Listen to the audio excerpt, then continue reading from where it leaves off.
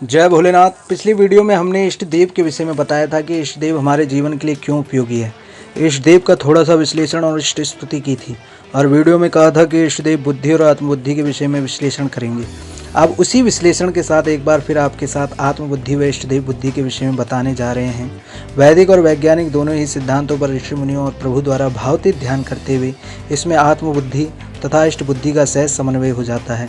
श्रीमद् भागवत में भगवान श्री कृष्ण ने कहा कि मैं अपने भक्तों के हृदय में वास करता हूँ और भक्तों को भी इसका बोध रहता है। जीव व इंद्रियों के बीच जो ज्ञान है वह मन कहलाता है। इसी प्रकार आत्मा व जीव के बीच का जो ज्ञान है वह बुद्धि कहलाती है। अतः मन संशयात्मक ज्ञान है और वह निश्चयात्मक ज्ञान बुद्धि है।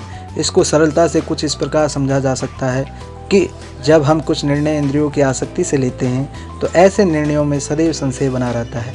वही सदैव बुद्धि से लिए गए निर्णयों में संशय की स्थिति ना होकर निश्चय की स्थिति होती है, क्योंकि निर्णय से इंद्रियों की आसक्ति नहीं होती।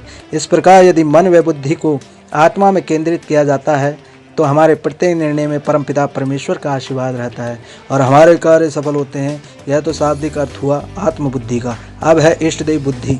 इष्ट देव बुद्धि पर हमारी बुद्धि के प्रकाशक भगवान हैं, जो हमें बुद्धि देते हैं। जब हम अपने ईश्वर गुरु देवता की उपासना करते हैं तो उनसे हमें संस्कारवान बुद्धि प्राप्त होती है। अब प्रश्न उठता है, जब ईश्वर एक है तो उसके द्वारा दी गई बुद्धि भी समान, तो फिर यह नकारात्मकता क्यों?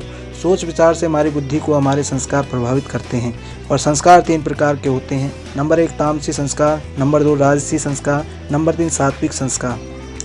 अतः तामसी बुद्धि है तो अधर्म को मानेगी, अच्छे कार्यों को बुरा मानेगी और बुरे कार्यों को अच्छा। अब राजसी संस्कार और सात्विक संस्कार का उदाहरण महाभारत से लेना उचित होगा।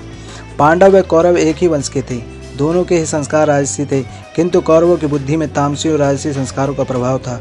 वह किसी भी संस्कारवान व्यक्ति के साथ नहीं रहते थे, अतः उन्होंने कभी भी पांडवों के साथ उचित व्यवहार नहीं किया। वहीं पांडवों की बुद्धि के साथ उनके राजसी संस्कार व धर्मराज युधिष्ठिर के सात्विक संस्कार उन्हें भगवान कृष्ण की शरण में ले गए।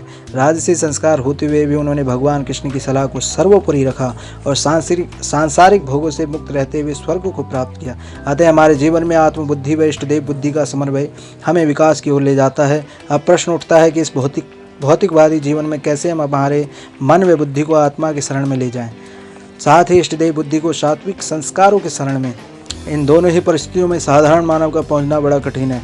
यह परम पूजनीय ऋषि मुनियों और प्रभु जानते हैं। अतः उन्होंने मानव जीवन के कल्याणार्थ भावतीत ध्यान योग को प्रतिपादित कर हमारी इस कठिन यात्रा को सुगम बना दिया।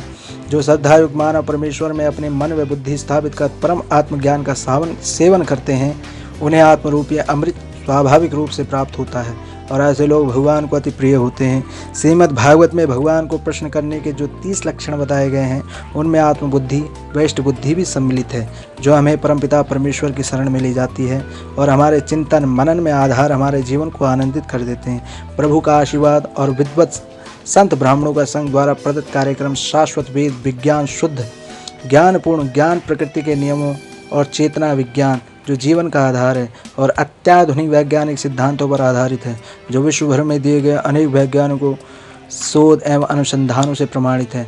वैदिक और वैज्ञानिक दोनों सिद्धांत और उनके प्रयोगों को एक साथ लेकर जीवन के प्रत्येक क्षेत्र में शांति व आनंद का समावेश करके हम अपने लक्ष्य की पूर्ति अति शीघ्र कर सकेंगे। और कहते हैं, बिनु सत्संग विवेक न होए, राम कृपा बिनु सुलभ न सोए, सठ सुधराई सत संगति पाई, पारस परस कुघात सुहाई,